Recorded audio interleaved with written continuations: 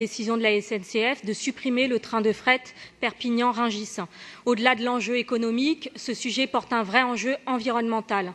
Ce train transportant plus de 400 000 tonnes de fruits et légumes part et vers le marché international de Rungis. Sa suppression rajouterait 250 poids lourds supplémentaires sur les routes, soit 25 000 camions par an.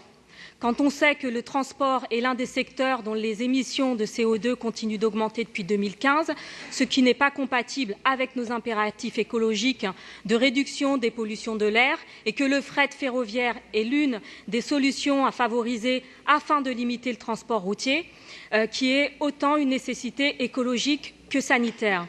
Je tiens à rappeler que, par exemple, les États généraux de l'alimentation de 2017 affichait des volontés de promouvoir les choix de consommation privilégiant une alimentation saine, sûre et durable, que le plan d'alimentation durable de Paris 2015-2020, voté en Conseil de Paris de juillet 2015, vise entre autres à réduire l'empreinte carbone des plats servis dans la restauration collective de la ville en réduisant les livraisons ou encore le coût carbone des denrées cuisinées servies à Paris dans les structures publiques et privées.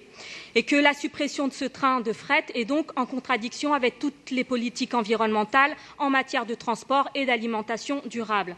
Ainsi, malgré les récentes annonces du gouvernement, il nous a semblé essentiel d'alerter cette Assemblée sur l'avenir de cette ligne ferroviaire en demandant que la ville de Paris se prononce unanimement en faveur du maintien de l'approvisionnement sur le rail du marché de Rungis et entre autres que la ville de Paris propose une concertation aux entités publiques concernées, donc État, communes, Métropole du Grand Paris, SNCF, Île-de-France Mobilité, portant sur une optimisation et une amélioration des flux de fret commerciaux, mais aussi des mobilités du quotidien en vue d'encourager une desserte durable de Rungis. Merci. Merci. Pour le vœu numéro 64 du groupe PCF Front de Gauche, Monsieur Nicolas Bonnet-Ouladj. Oui, ce vœu est aussi dans la poursuite d'une mobilisation. Plusieurs élus locaux, notamment les élus communistes du Val-de-Marne, mais d'autres groupes politiques de formation de gauche, se sont déplacés sur place, se sont mobilisés pour faire entendre une voix au gouvernement et à la SNCF pour maintenir cette ligne ferroviaire.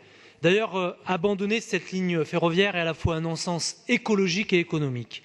Évidemment, comme ça a été dit par Fatoumata Koné, c'est un report d'un transport de marchandises vers la route qui est proposé. C'est aussi un risque d'accroître la dépendance alimentaire à Paris. Aujourd'hui, un aliment fait en moyenne 650 km pour arriver à Paris.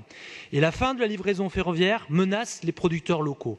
Par ricochet, c'est l'emploi sur le marché Saint-Charles qui est menacé.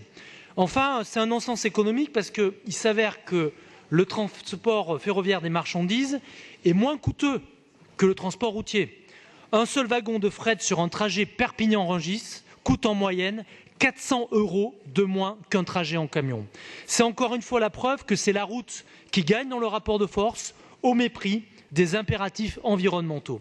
La décision d'arrêter cette ligne ferroviaire intervient suite à l'expiration